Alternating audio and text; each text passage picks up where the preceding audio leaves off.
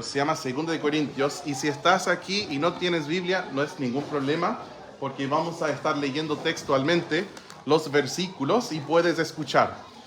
Y si estás aquí y no tienes Biblia en casa, o sea, no eres dueño de Biblia, pero deseas tener una, habla con nosotros para que podamos ayudarte a tener una copia de la palabra de Dios en casa. Vamos a buscar Segunda de Corintios, capítulo 5, por favor. Y vamos a dar uno. ¿Todo bien, Juan, con las sillas? ¿O están? Sí, bien. ¿Sacaste las sillas pequeñas de la bodega? Sí. Ok. Bien, Segunda de Corintios 5. Y voy a leer los versículos 11 hasta el 21. Dicen así. Conociendo pues el temor del Señor, persuadimos a los hombres.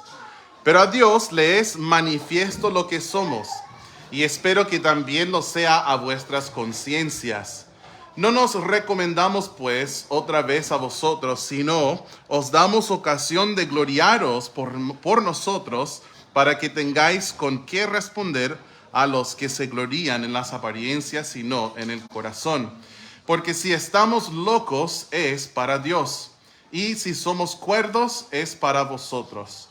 Porque el amor de Cristo nos constriñe, pensando esto, que si uno murió por todos, luego todos murieron. Y por todos murió, para que los que viven ya no vivan para sí, sino para aquel que murió y resucitó por ellos. De manera que nosotros de aquí en adelante a nadie conocemos según la carne, y aun si a Cristo conocemos según la carne, ya no lo conocemos así. De modo que si alguno está en Cristo, nueva criatura es. Las cosas viejas pasaron, he aquí todas son hechas nuevas. Y todo esto proviene de Dios, quien nos reconcilió consigo mismo por Cristo, y nos dio el ministerio de la reconciliación. Que Dios estaba en Cristo reconciliando consigo al mundo, no tomándoles en cuenta a los hombres sus pecados, y nos encargó a nosotros la palabra de la reconciliación. Así que somos embajadores en nombre de Cristo, como si Dios rogase por medio de nosotros. Os rogamos en nombre de Cristo, reconciliaos con Dios.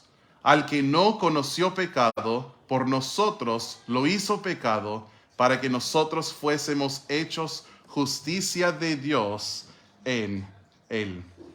El versículo 21 es uno de los versículos más claros en toda la Biblia, que habla acerca de cuando Dios le cuenta a otra persona que es injusta su perfecta justicia. Eso en la Biblia se llama justificación.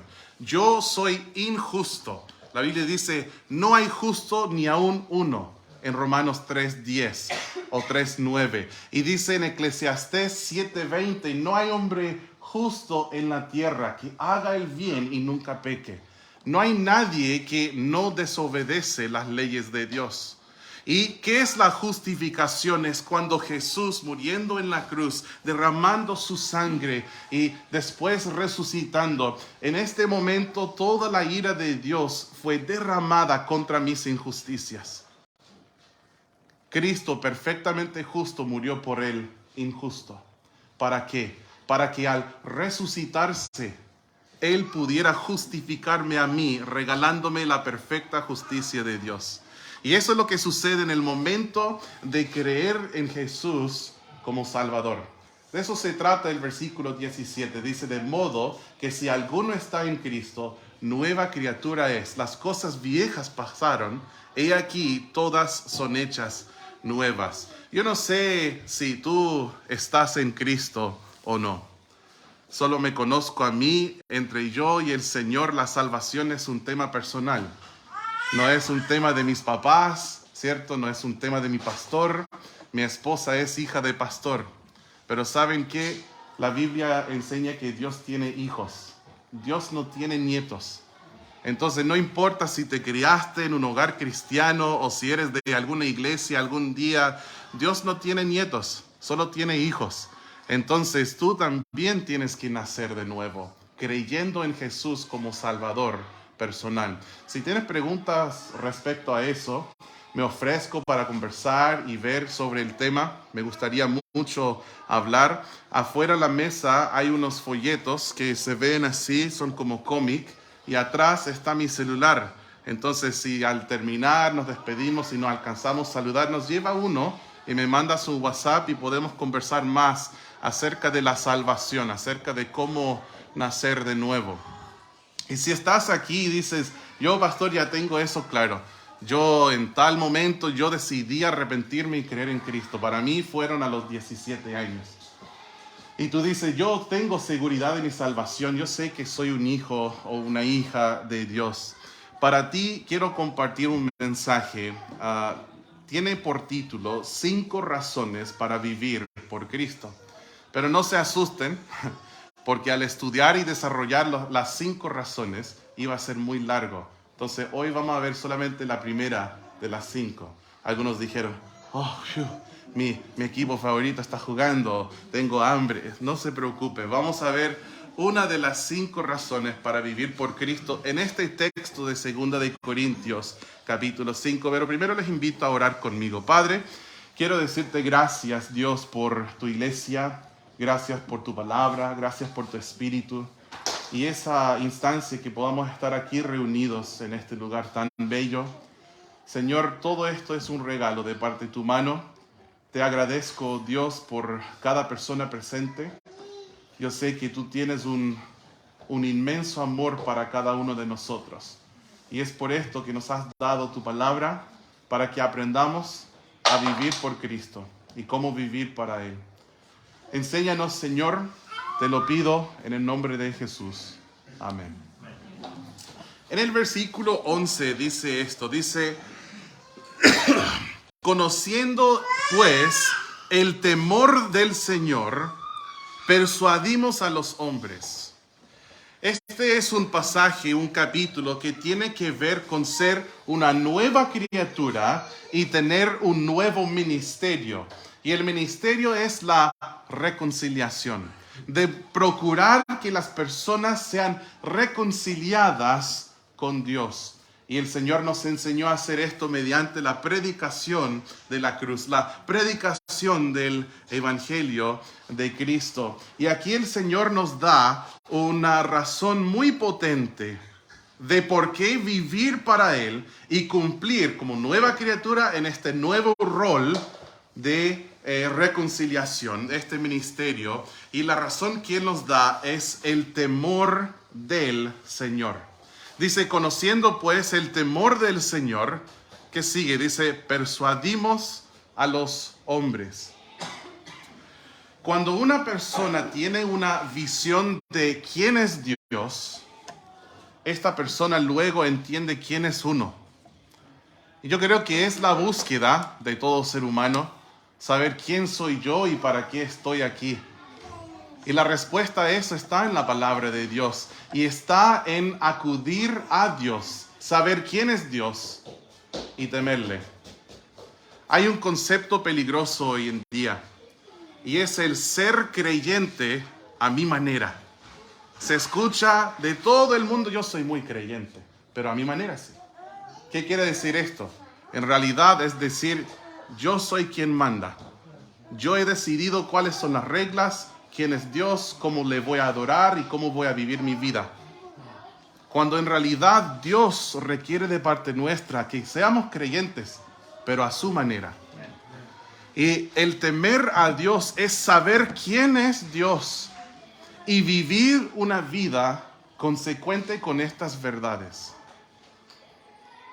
La Biblia dice en Proverbios 9:10 que el temor de Jehová es el principio de la sabiduría.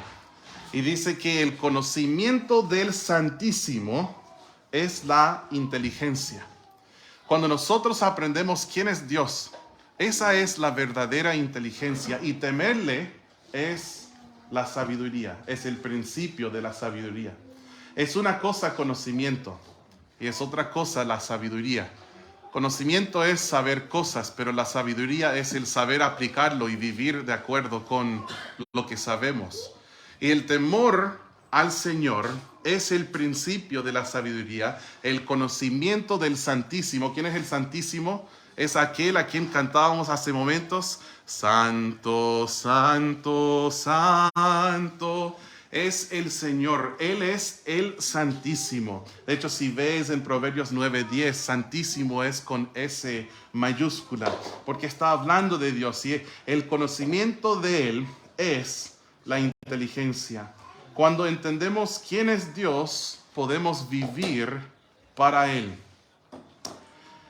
En mis estudios, como pastor, nosotros con mi esposa, los dos fuimos a un seminario bíblico, una universidad cristiana, y estudiamos 4 años para nuestro título. En Estados Unidos tienen el título de 2 años, el título de 4, el de 6 y el de 8. Tenemos el de 4, que se llama un bachelor's degree. Entonces, después de esto, empecé a estudiar también en el de 6, que es el máster. No lo he terminado, normalmente dura 2 años. Para mí creo que iba a durar unos 10 años, pero algún día quizás terminamos. Algunos dijeron, sí, entiendo. Y en los estudios de teología hay muchos libros que se conocen como teología sistemática. ¿Has escuchado de un libro de teología sistemática? Son normalmente libros grandes. El que estamos usando en nuestro instituto bíblico es de 5 volúmenes. ¿Y son 5 o 4, Luis? Creo que son 4, me equivoqué. Y lo que es un libro de teología sistemática es que va sistematizando cada tema de la Biblia. Entonces, si tú dices, yo quisiera aprender acerca de la soteriología, viene de soteros en griego, que significa salvación. Entonces, tú abres el libro a la sección que habla de soteriología y te va a enseñar cientos y quizás miles de versículos bíblicos acerca de la salvación. Es muy útil. Quizás tú dices, yo quiero entender mejor qué es la iglesia. Entonces abres el libro y vas a la eclesiología, que es el estudio acerca de la iglesia en la palabra de Dios. Bueno, hablando de todo esto, hay una parte que se llama teología propia. Y la teología propia, normalmente en un libro de teología sistemática, es la primera parte. ¿Y qué es la teología propia? Es quién es Dios. Y es ahí donde tú aprendes de la palabra de Dios quién es Dios. Y es maravilloso, los he estudiado muchísimas veces en mi vida de diferentes libros. ¿Por qué? Porque yo quiero saber quién es Dios conforme a la palabra de Dios. Cuando las personas llegan a captar una visión de quién es Dios, les afecta. De hecho, estudiando la Biblia, algunos de ustedes se acordarán de Sansón, el famoso Sansón. Bueno, antes aprendemos del papá de Sansón, que se llamaba Manoa. Y Manoa, después de haber visto al ángel de Jehová, después él le dice a su esposa estas palabras, es de Jueces 13:22. Él dice, ciertamente moriremos, porque a Dios hemos visto. Eso suena un poco diferente que el Dios de hoy en día. ¿Cierto? Ese pensamiento de que Dios es mi cuate, Dios es mi compadre. No, Dios es santo y es el Dios todopoderoso, omnipotente. Y cuando Manoa tuvo una interacción con el ángel de Jehová, él dice a su esposa, vamos a morir, porque a Dios hemos visto. Es bueno y es importante que nosotros tengamos temor hacia Dios. Un gran varón en la palabra, Job, él tuvo muchos capítulos de conversaciones hacia Dios entre él y sus amigos, y al final de todo, en Job 42, los versículos 5 al 6, Job responde cuando ahora ha hablado Dios. Son muchos capítulos de Job y sus amigos hablando, y finalmente Dios responde. Y Job reacciona así: de oídas te había oído, mas ahora mis ojos te ven. Por tanto, me aborrezco y me arrepiento en polvo y ceniza. Esta semana uno de mis hijos dijo, papá, ¿Job puso brasas arriba de su cabeza? Dije, no, hijo, ¿por qué dices? No, hijo, él puso ceniza sobre su cabeza. que era una costumbre judía hace miles de años, que para una muestra externa del arrepentimiento interno o de lamentación, quizá uno diría, pero con una reacción así, Job tiene que haber sido un hombre muy malo, terrible. Pero no, los que conocen la historia de Job saben que no es así. La Biblia dice de Job que era un hombre recto, un hombre justo, un hombre piadoso y apartado del mal. ¿Y cómo reaccionó él ante Dios? Me aborrezco y me arrepiento. Él dijo, en polvo y ceniza. ¿Por qué? Porque él había escuchado directamente de Dios. El profeta Isaías, en una visión celestial, en Isaías capítulo 6, él ve a los dos serafines y están diciendo, Santo, Santo, Santo, Jehová de los ejércitos, toda la tierra está llena de su gloria. Y ante esto la respuesta de Isaías fue, ay de mí, él dijo, que soy muerto, porque siendo hombre inmundo de labios y habitando en medio de pueblo que tiene labios inmundos, han visto mis ojos al Rey, Jehová de los ejércitos. Dice de Pedro en una pesca milagrosa, Jesús hizo un gran milagro. Y en Lucas 5:8, al ver este milagro, así responde Pedro. Dice, viendo esto, Simón Pedro, dice que cayó de rodillas ante Jesús, diciendo, apártate de mí, Señor, porque soy hombre pecador. Al entender quién es Dios, una persona debe humillarse. Dice, tú eres el Señor, tú eres el Rey, tú eres el soberano. Yo soy malo.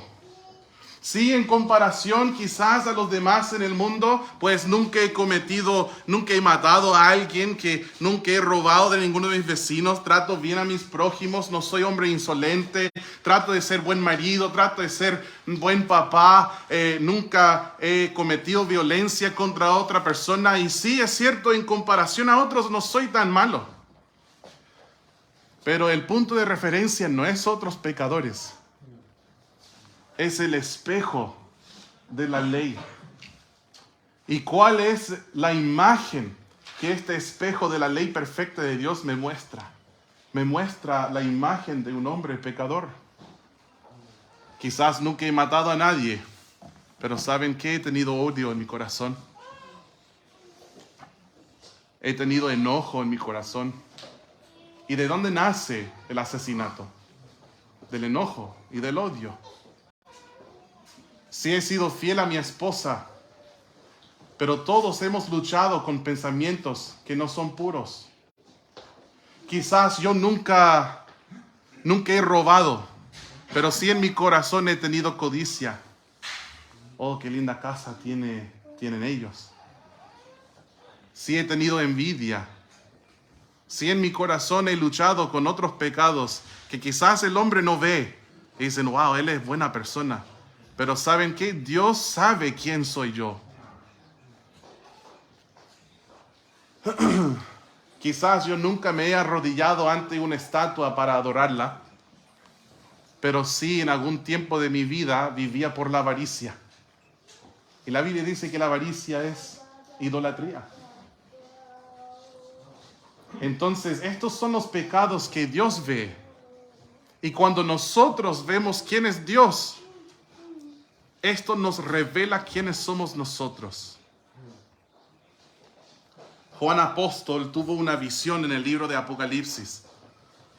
Y después de que le haya aparecido Cristo, dice esto: cuando le vi, caí como muerto a sus pies.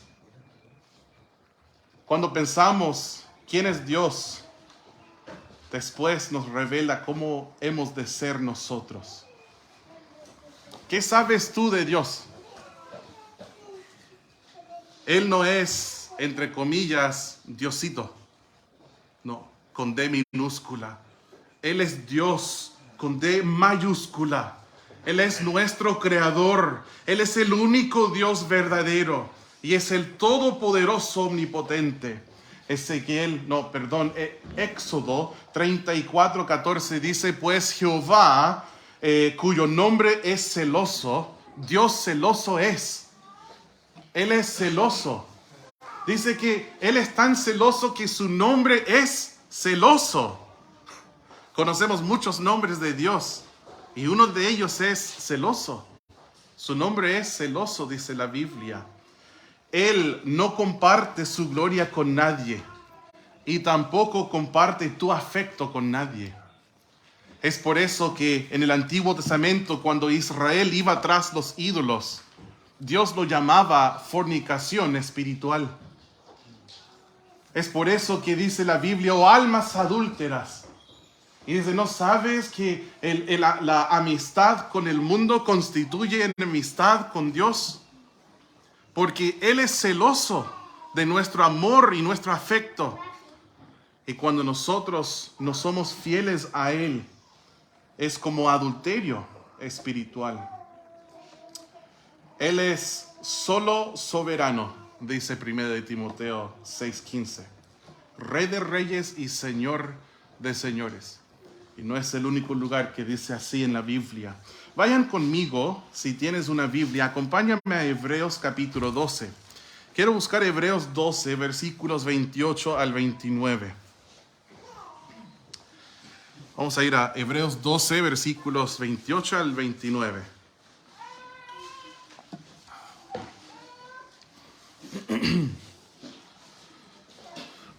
Dice así.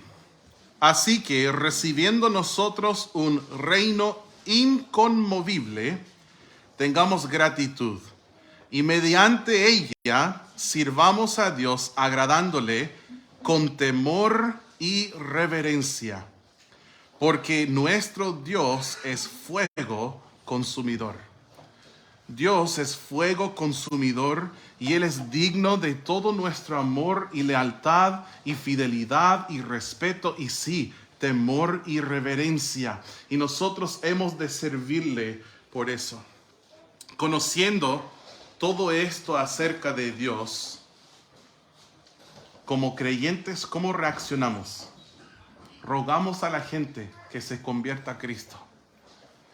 Dice 2 Corintios 5:11, conociendo pues el temor del Señor, persuadimos a los hombres. Si tú conoces a Dios, advertirás a los demás.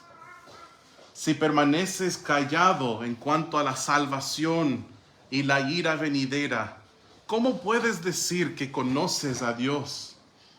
¿Cómo puedes decir que tienes fe en su palabra perfecta? Si estás aquí y no tienes plena seguridad de tu salvación, te imploro que hoy te humilles ante el Dios Todopoderoso. No basta ser creyente, entre comillas, en un concepto ambiguo de algún Dios que exista por ahí. Necesitas arrepentirte para con el que es Dios y aquel que fuera de Él no hay Dios.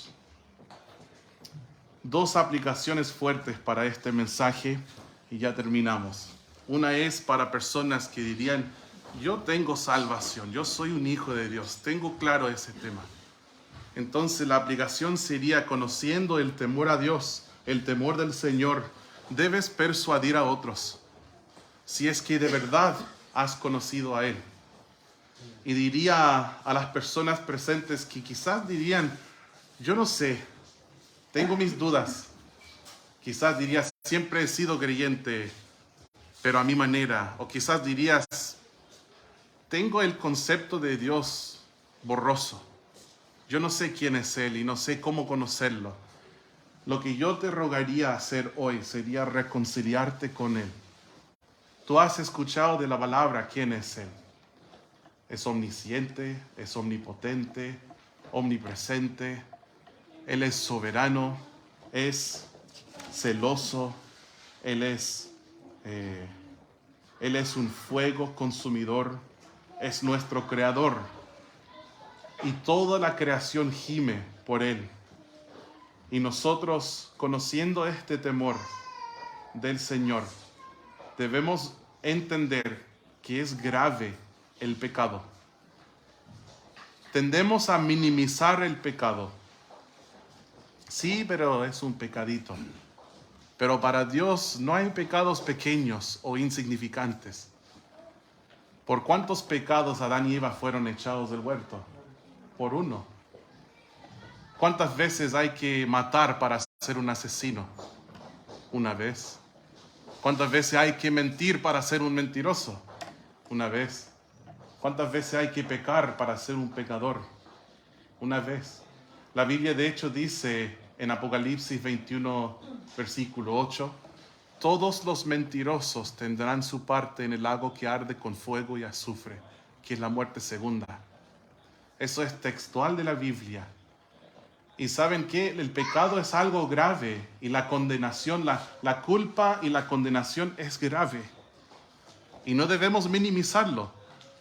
Hermanos en Cristo, cuando predicamos el Evangelio, no hagamos eso. Bueno, la Biblia dice, por cuanto todos pecaron, si tú has pecado, yo he pecado, todos hemos pecado. Si sigamos con el mensaje. No, el pecado no es como algo liviano. El pecado es algo muy serio. Hemos ofendido a un Dios santo, por lo cual merecemos la muerte y merecemos el infierno. Pero nunca dejemos el mensaje hasta ahí. La ley de Dios y su ira y la condenación nos deja desolados. Pero su gracia y su misericordia, este es el buen mensaje de Jesús. Este es el evangelio de que Dios en su amor por nosotros envió a Jesús como sacrificio para tomar nuestro lugar en la cruz, morir por nuestros pecados, derramar su sangre pagando el precio por ellos, siendo sepultado y al tercer día resucitó. Conquistó la muerte, conquistó la tumba y nosotros, Él dijo, el que cree en mí, aunque esté muerto, vivirá. Si nosotros creemos en Él, no moriremos eternamente. Como habla de la segunda muerte, todos los mentirosos tendrán su parte en el lago que arde con fuego y azufre, que es la muerte segunda. No tenemos que morir eternamente. Al contrario, podemos tener vida eterna. Pero para eso tenemos que arrepentirnos por nuestros pecados. Y tenemos que tener fe en la obra de Jesús en la cruz. La salvación es solo por gracia, por medio de la fe. Las religiones te van a dar una lista de 100 cosas que tienes que hacer. Y si tú cumples con estas 100 cosas, quizás llegarás a ir al cielo. Pero ¿saben qué? Nadie va a ir al cielo porque se congregó. Nadie va a ir al cielo porque fue un pastor. Nadie va a ir al cielo porque se bautizó. Nadie va a ir al cielo porque diezmaba. Nadie va a ir al cielo porque leía la Biblia. Ninguna de estas obras nos pueden salvar. La única obra que nos puede salvar es la obra que hizo Jesús en la cruz. Es solo por sus méritos que nosotros podemos tener vida eterna, no por los nuestros.